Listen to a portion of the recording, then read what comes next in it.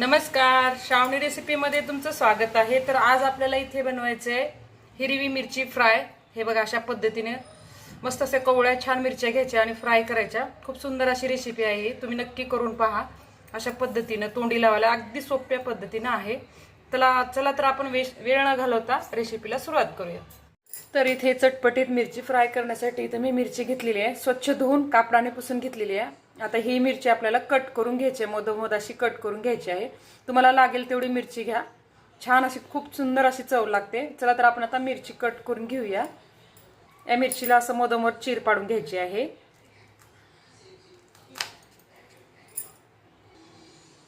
अशा सगळ्याच मिरच्या आपल्याला मधोमध कट करून घ्यायच्या आहेत। अशा पद्धतीने सगळ्या मिरच्या अशा मधोमध कट करून घ्यायच्या आहेत।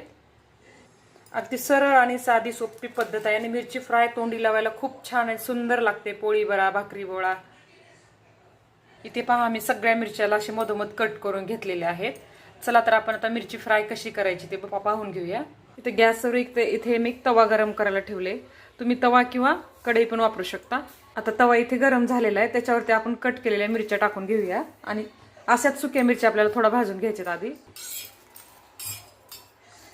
गॅस मिडियम ठेवायचा आणि छान भाजून घ्यायचे।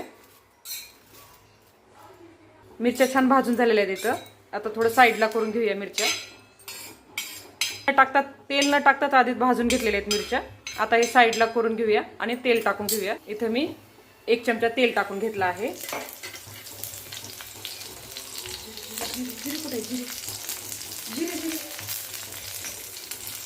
आता थोडेसे जिरे टाकून घेऊया।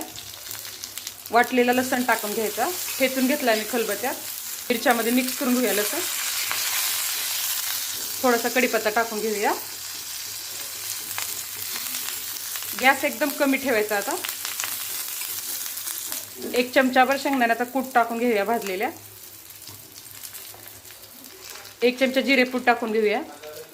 थोडीशी हळद टाकून घेऊया, चवीप्रमाणे मीठ टाकून घेऊया। सगळं मिक्स करून घेऊया। शेंगदाण्याचं कूट टाकले ना, मस्त अशी मिरची फ्राय खूप सुंदर लागते। 2 ते 3 दिवस या मिरची फ्रायला काहीच होत नाही अजिबात। याच्यावरती एक लिंबाची फोड पिळून टाकून द्यायचा, रस लिंबाचा, आणि मिक्स करून घेऊया। थोडीशी कट केलेली कोथिंबीर पण टाकून घेऊया।